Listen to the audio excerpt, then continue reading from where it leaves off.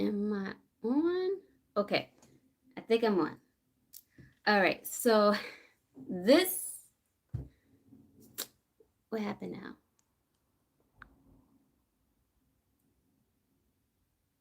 Okay, I, you know what?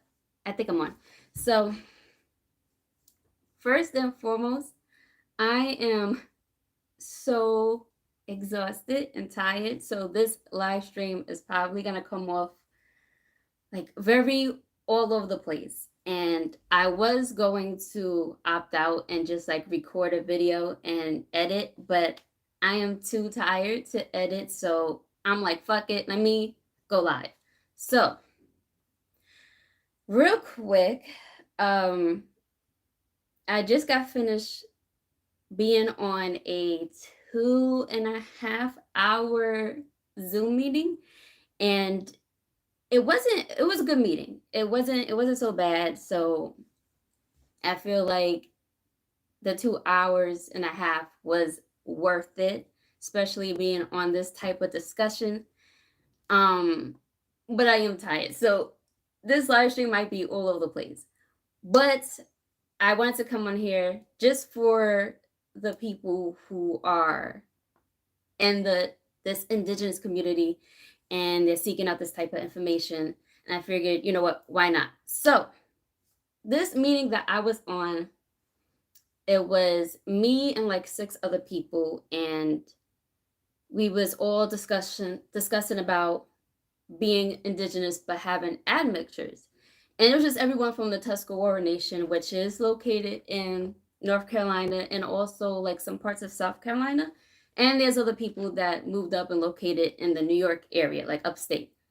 But I noticed, and I feel like one of the reasons why these type of conversations is being like talked about nowadays, even more so, because it wasn't really like this, like 5 years ago. I mean, it was, but it was kind of like under the rug. But I feel like one of the reasons why we are having these type of discussions more publicly, I think it has a lot to do with online and this whole YouTube space. I feel like a lot of YouTubers are just out of touch with reality as far as what I'm talking about right now, as far as like identity politics. And I'm going to speak more so on the indigenous community, but I feel like other groups are pretty much out of touch with reality as far as like, did it freeze? Anyway, as far as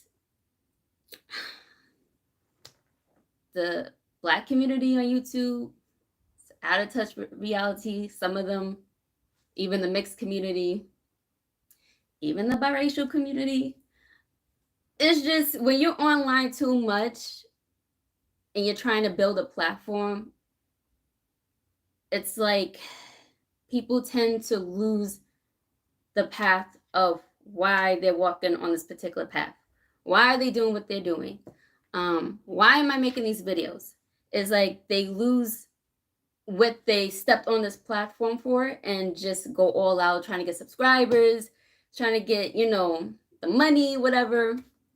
So I think that's a big issue because in the indigenous community, you have a lot of, it's like the Aboriginal community versus the white looking Indians and like the Asian looking Indians, and who's more indigenous than who, and yada yada yada. And then you have the mixed folks like myself that is just kind of like in the middle of things. So yeah, so I took notes because my mind is just, I'm too exhausted, but I took notes while I was on this Zoom meeting, and I'm gonna start with that, and then I'm gonna talk about the whole YouTube thing. So what I jotted down from some people that was on this meeting, this lady, she was talking about starting with the family. So you have YouTubers on here that preach about being indigenous and all that stuff, but they don't know you per se, like how me myself, I talk about indigenous stuff on here, but I don't know who's watching me. I don't know where you guys are from, and I can only speak on certain tribes. Like my mom's side is Lenape, but I can only speak so much on that because I'm not enrolled with Lenape, the whole tribe or anything like that.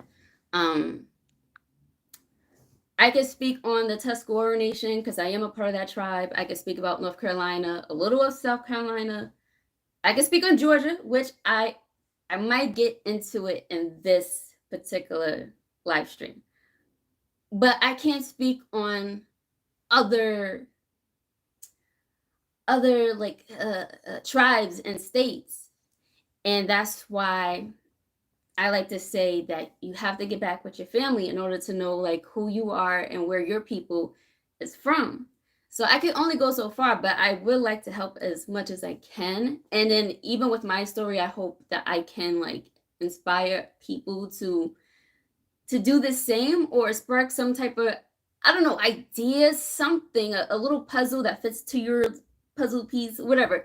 I don't know. Like I said, I'm exhausted, but I can only go so far. So with these other YouTubers, they're talking like what they're saying is the gospel. Like you are indigenous, all Black people in America are indigenous, blah, blah, blah, blah. But they don't know what happened to each and every family to be saying that. Me, I can say that my family is part indigenous. We do have indigenous ancestry.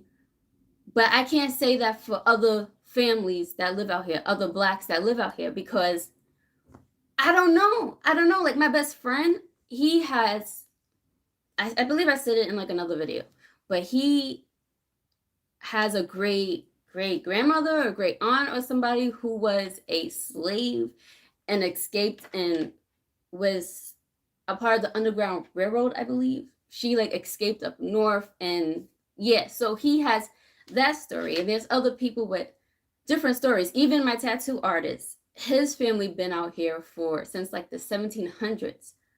However, his people go back to Trinidad. This whole time he's thinking he's just like a Black American, which he is, but his ancestry goes way back to Trinidad. So he's not indigenous to these lands of America. And that goes to my whole point. Like we don't know what happened to each and every family out here. So who are we to say that all Black people of America are indigenous? That's not true. We are, but not all of us. So that's why I know there's some YouTubers out there who are very just out of touch with reality, and they want to get on here and say all these things for the sake of gaining thousands of subscribers and pushing out products and stuff like that and making money. And it's just, I don't know, not that many people are going to walk the righteous path. Not everybody's going to do things the right way or the correct way. So this is going to go in one ear and out the other to a lot of people. Oh, hey, Mulatto Vanguard. Yeah, so back to the mixed discussion. What else this lady was saying?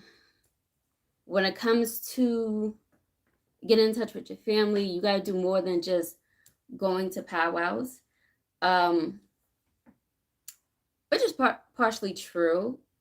I would say still go to powwows just to get your feet wet, just to observe, and while you're there, ask questions, talk about how you may be a part of this tribe or whatever the case may be. Talk about your family, where they're from, and how there's a connection between your family and this tribe or whatever.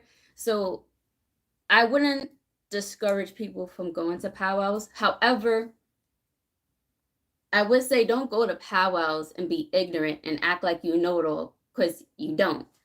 And don't go there and steal their culture and bring it back to your side of the YouTube space and switch an agenda to make it seem like those Indians are not the real ones and you guys are.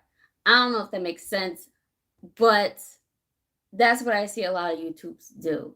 And another thing why that could be dangerous as well, which someone has said in the Zoom meeting, not every tribe did the same thing, dressed the same. Not every chief had a feathery like crown or whatever it was called. Not everyone was rocking that shit. So I do see people, not many, but I do see people making like these feathery crown hats, and some were selling it online, like Etsy and all that. Some are putting that into their agenda, like this is what we wore, this is what we look like, da da da da. But the tribe that your family's probably from, they probably didn't even wear that. They probably had another type of sacred piece that they wore. So everything is just very misleading. What else? But I do understand how, even though a lot of YouTubers are out of touch with reality, online does come in handy, because there are people out here that are super busy. Who is going to find the time to go back to where their ancestors are from? Like, say like you live in Florida, but your people go back to, like, I don't know, Texas or something like that. Are you gonna how are you gonna find the time, especially if you're a busy person, how are you gonna find the time to just get up, go to Texas, and do your research, all that stuff, go to these powwows? Who is messaging me? Go to these powwows and all that stuff when you're super busy. So I can see how online is very handy. However, it is, you gotta take everything on here with a grain of salt. Like, not everyone has all the answers. So yeah. What else did I put down in my notes? Another thing too, because as I was listening to this discussion, because we was all talking about the Aboriginals, the white-looking Indians, the Asian-looking Indians, everyone's fighting and all that stuff, like who's more than who. And it's obvious that it boils down to phenotypes.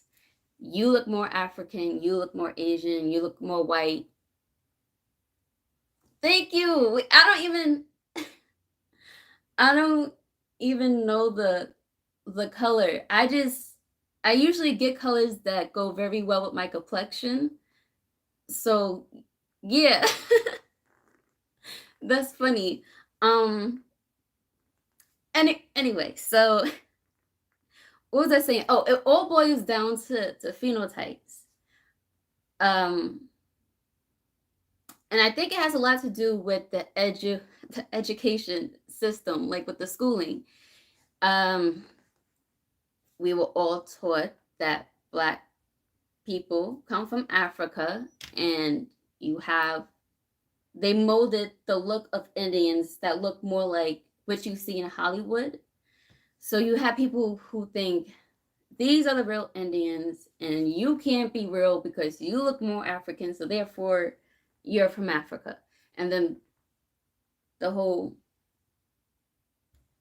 I don't know where the whites fit into this. I know they have, I know, they have their own, I mainly see, it started off with just the Blacks and the Asian looking ones arguing, and then the whites got put into this. I don't know how. Maybe it stems from the Aboriginal. Oh, the $5 Indians. Okay, I'll get to that.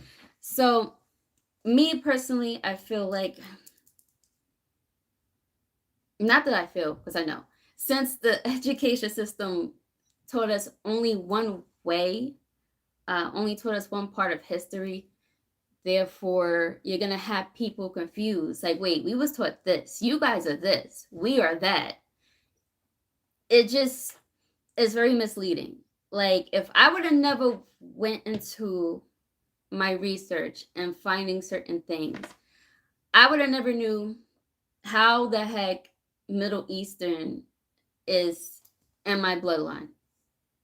I always talk about this, how my dad found out through his doctor that he got like an Egyptian in his bloodline. I didn't know how, because I was just like, how's that possible? I was taught that,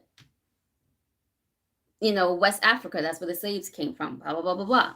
But there's a whole other different side of American history that hasn't been taught about the Moorish people, the Middle East people settling in the US. So I do blame the school system because they only taught us one aspect of history.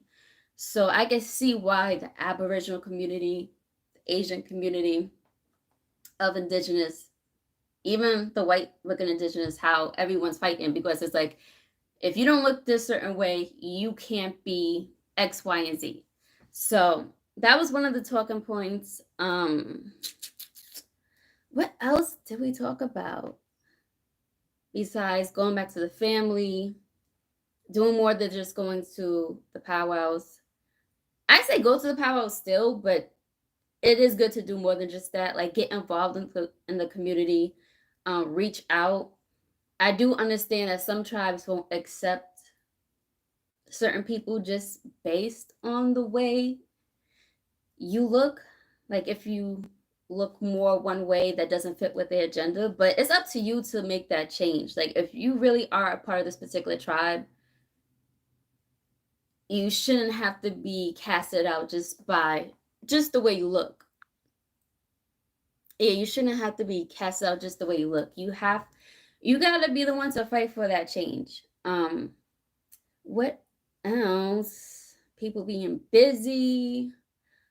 There was a lot. It was a 2-hour freaking discussion. One of the things that I asked, is it delusional for someone who is mixed to celebrate being indigenous? Because a lot of us are mixed. My chief spoke about having Middle Eastern and the bloodlines in North Carolina. He also talked about his Irish ancestry. He has like a great grandfather who was Irish. And there's like a town or a neighborhood that's named after him. So, I mean, it's there, but is it delusional to only celebrate one side of you? Yeah, is it delusional to only celebrate one side of you and not all of you? He said, my chief did say to celebrate all parts of you. For me, I don't find it delusional. And here's why. Me personally, as a mixed person, I am too mixed up to claim a lot of things that I am, like, wholeheartedly. I don't feel a connection to my white side no more. That's just, I know it's there. I know of the Irish, the German, the French, the English. I don't count Italians as being white, so I'm not going to count that. But I know it's there. I don't really feel connected to my Spanish side like that. Like, when I was younger, my mother used to try to teach us a little bit of Spanish here and there, but I never cared for it. The most that I feel more connected to is the indigenous side, Native American, and the Caribbean side. Like, I still have my Barbados flag, and my family is celebrating. They are having a Caribbean family reunion down in South Carolina. I think either July and August that I'm trying to go to. It's like the Barbados side of the family and the Trinidad side of the family all connecting back together. So I do feel more connected with just those two and a little bit of Middle East, even though I didn't grow up um, in the culture per se. The family never really spoke about it, but I do like I belly dance or whatever. I do certain things. There's like a little connection there, but not all that. So it's just usually just the just in like the Caribbean side.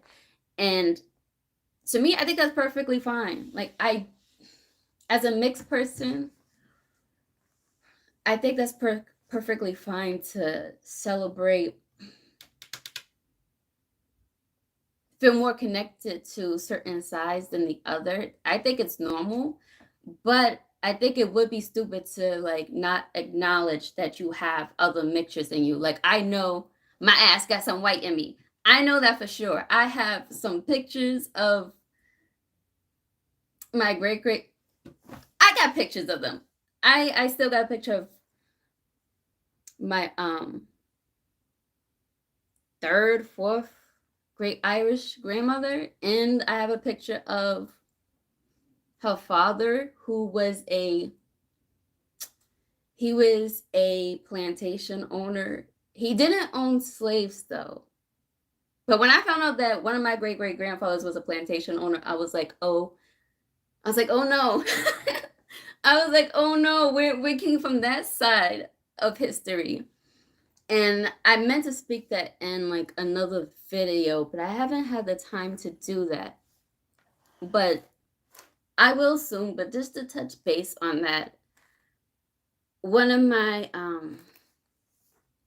great great great great great grand let me go on ancestry.com. One of my great great great grandfathers, I don't know how far back he goes, but he was a plantation owner in Georgia. And he got that land, that plantation was passed down from like his grandfather. He won it through that lottery thing that they had when they was kicking out the Cherokees. So I have all that information in my ancestry. Let me see how far back he goes. Funny thing though, his daughter, which is my great great great grandmother, whatever, she dated a Native American guy and had his baby. And I think that white side of the family like disowned her. I think that's what happened. Yeah. So I acknowledge that white side of the family's there, but it's so far back, I don't feel a connection.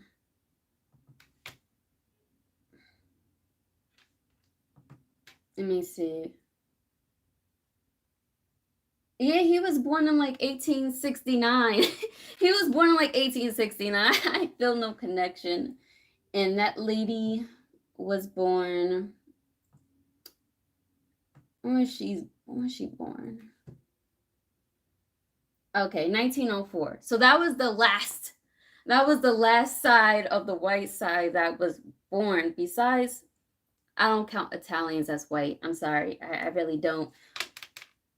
So yeah, like 1904. I don't feel no connection. But I do acknowledge that it's there. What else should I say before ending this live stream? I will talk about that more in another video. That's going to be an interesting one. That side of the family has a dark past, and there's a whole bunch of colorism stuff that my great grandfather endured by being biracial. I don't know what happened to that plantation. What else? But I think that side of the history of my family history, the guy that she married who was Native American,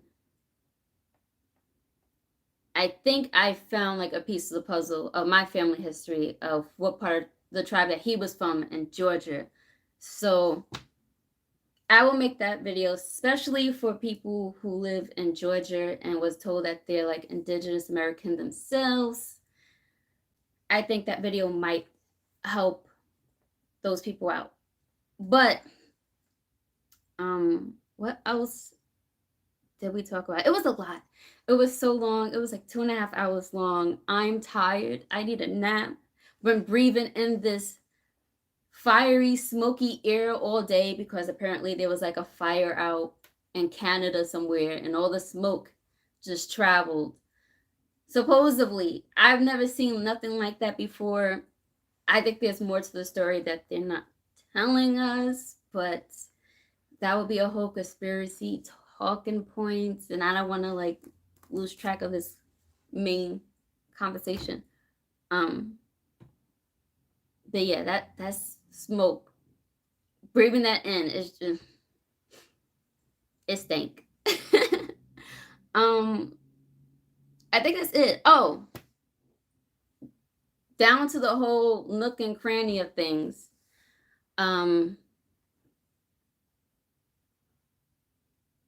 Yeah, it is. That was one of the talking points, Mulatto Vanguard. To claim full indigenous, that's that's quite a statement, because if your family been here for like a long time, most likely you're going to be mixed up with something. There are a lot of white folks out here who do have Indian heritage. So yeah, that's, some people don't want to admit that, but it is true. And then you have those who are $5 Indians. But I learned also that it wasn't just some white people who were paying to be called Indians so they can get land. There was other people involved in that as well, like colored folks who are not indigenous, but they paid to be called that so they could get some land. So it wasn't just the white folks that was in on that. One last thing that I wanted to say though, back to the whole YouTubers. Okay, so this is what happens when you get so out of touch with reality. You have these YouTubers that try to grow their platform, and they probably started off pretty righteous and they have the right like intent in mind, but then when the subscribers start rolling in, you want more subscribers, so you're gonna do things that are not like as righteous as you was doing before. And one of the people that we was talking about, I mean, this video is gonna get put out anyway, and I think my chief is going to send me the video so I could post it to my YouTube. If not, I will leave like a link somewhere, like an updated video, leave a link so y'all could check out the whole meeting. But if he sends it to me, then I won't do that. I'll just like post it. But one of the YouTubers we was talking about was Dane Calloway, and he is very big in the indigenous side of the plane in this YouTube space. And I feel like, since we was talking about him just for a second, I feel like Dane Calloway is a good marketer. He could be a mascot for sure. He's very loud and he has this energy that kind of reminds me of Fat Man Scoop. Like for real, like the way he be shouting out people and stuff in his live streams, like that's who he reminds me of. I feel like he probably started off with the right idea in mind, and you know, I will give him credit that he did help wake a lot of people up. But somewhere along the line, the things that he says could be very misleading. And I feel like when you're building such a momentum and you have people subscribing to you like everywhere, popping up like daisies, and your platform is growing, you don't want to get thrown off your throne. So you're gonna keep saying things, talking about things, making videos, making things sound good, not knowing that you're probably doing more harm than good, because you're going to be, not everyone, but someone like him, you want to keep it going, so you're going to say things that may not be true, like him saying Harriet Tubman was not real, him saying certain people are $5 Indians. Like, I know he has a lawsuit with the, I can't pronounce their name correctly, a tribe in New York, the Shinnecock tribe. If I pronounced it wrong, I am sorry, but there's a lawsuit going on with that with him, because the things that he's putting out is like very misleading, and whatever he did to them, I don't know. I just know he got a lawsuit on his hands. So my advice to people who are getting on here and making YouTube videos and want to help out, like you feel passionate about these things, do it. Like make your YouTube channel. Do what you got to do, but don't lose sight on the reason why you're on this path. Don't just make videos just to pick up subscribers. Like, whoever's gonna fuck with you is gonna fuck with you. Don't worry about the subscribers. The subscribers are going to come. You want the right people on your side. You don't want just anybody on your side. Like, not all subscribers are good subscribers. People subscribe and unsubscribe like that. So I think with him, I don't know, he's saying too much at this point, and it's only going to go on for so long before he gets in deep trouble and stuff like that. And him saying things like, don't connect with the tribes, let's build our own nation, blah, blah, blah, blah, blah. That sounds all good and dandy, but it takes a lot to build a nation. And if you think the U.S., the government, is going to let a group of people build a nation within the nation, that's not going to fly. And a lot goes into it. Like, how's the dollar? How are you going to, the trading, the commercial, the dollar, I don't know. I think people don't think 10 steps down the road. I think they just see what's in front of them, and they just go on from there. But you got to always think 10 steps ahead. Like with this tribe that I'm a part of and the whole final organization, they thought 10 steps ahead. Like, they're even a part of the United, what is it called? The United Nations. I made a video about that like not too long ago. They're part of the whole United Nations. Like, it's really legit. They're really their own government. They got a lot of things coming into play. They want to build their own schools, their own healthcare, and all that stuff. So there's a lot going into building your own freaking nation. So for YouTubers or people who don't have a YouTube yet, want to make a YouTube, whatever the case may be, don't lose sight of why you're doing what you're doing. Don't just come on here and say anything for the sake of gaining subscribers, because it will eventually fall. You can only lie for like so long with certain things. But I do feel like some of the things he says, there's truth to everything. But yeah, I think that might be it. I'm not sure. Yeah, that's it. But it was a good meeting, and hopefully my chief will send me the video and I will upload it to my YouTube channel. If not, I'll make like an updated video and leave the link to wherever he uploaded it. But I think that's it. Any other? Nope. Well, mm, no. Yep. Okay.